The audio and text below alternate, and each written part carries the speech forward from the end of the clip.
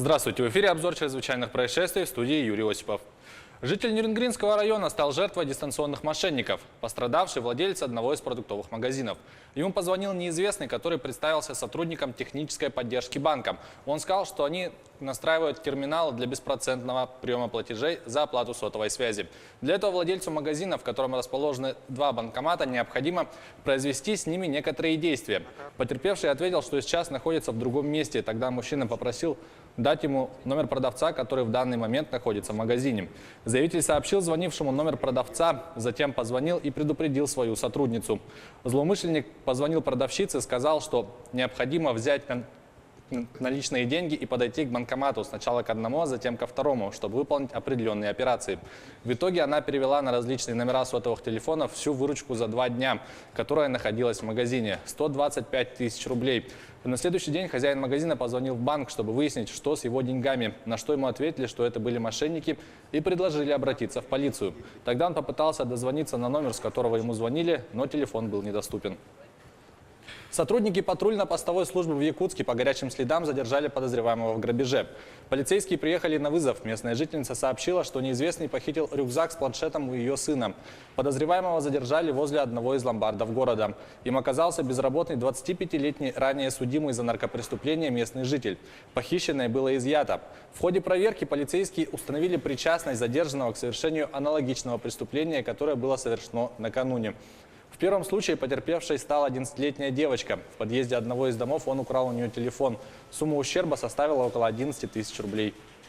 Повредившего картину Репина вандала приговорили к 2,5 годам колонии. Замоскворецкий суд продолжил рассмотрение дела Игоря Подпорина, испортившего картину «Иван Грозный» в Третьяковской галерее. Мужчина несколькими ударами столбика ограждения нанес ущерба на 30 миллионов рублей, не говоря уже о культурной ценности полотна. Дело Подпорина близится к развязке. Подробности далее. Замоскворецкий суд Москвы признал виновным Игоря Подпорина, повредившего картину Ильи Репина «Иван Грозный» в Третьяковской галерее.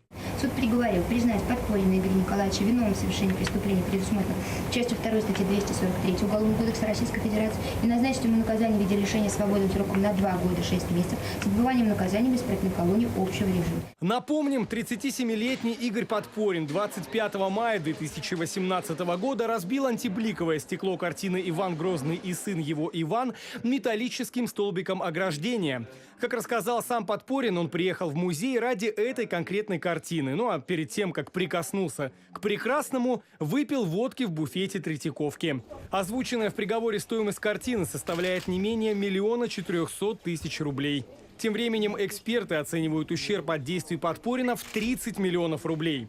Судом были приняты во внимание смягчающие обстоятельства: больная мать на иждивении, положительная характеристика, раскаяние в содеянном и длительное содержание в СИЗО. Суд согласился с квалификацией по части 2 статьи 243 Уголовного кодекса Российской Федерации. Однако защита Подпорина имеет другое мнение на этот счет. Апелляция, я уверена, будет, и мы будем писать апелляционную жалобу. Считаю, что приговор, в общем-то, несправедливым, поэтому будем обжаловать. Как вы считаете, есть ли шанс на УДО? Шансы всегда у всех есть, поэтому если даже мы усмотрим, мы будем его использовать. Самого Подпорина его защита не раз называла человеком глубоко верующим. На одном из заседаний мужчина сказал: «Я считаю, что эта картина оскорбляет чувства верующих, православных и вообще всех в России. Больше слов нет». Как бы то ни было, точку в этом деле ставить рано. Адвокаты уже начали готовить документы на апелляционную жалобу. Андрей Теребенцев, Александр Шедевр, Дарья Рассказова. Новости 360. Следователи подняли на берег бортовой самописец Boeing 737, который в субботу съехал в реку после посадки во Флориде. Рассказывает Татьяна Гамозова. Власти США расследуют происшествие с самолетом Boeing 737, который в пятницу соскользнул в реку на военной базе Джексонвилл во Флориде. На борту было 143 человека, 22 из них пострадали, в том числе 3-месячный младенец. Делом занимаются 16 федеральных следователей из Национального совета по безопасности перевозок. Черный ящик с данными о полете уже извлечен и отправлен в Вашингтон на расшифровку. Регистратор переговоров экипажа, однако, пока остается под водой. Его смогут достать только после подъема Боинга на сушу. На воскресенье намечен опрос свидетелей. Самолет был зафрахтован военными для регулярных рейсов между США и морской базой в заливе Гуантанамо на Кубе. Он пытался совершить посадку во время грозы, но выехал за пределы поля прямо в воду. В компании Boeing заявили, что активно участвуют в разбирательстве.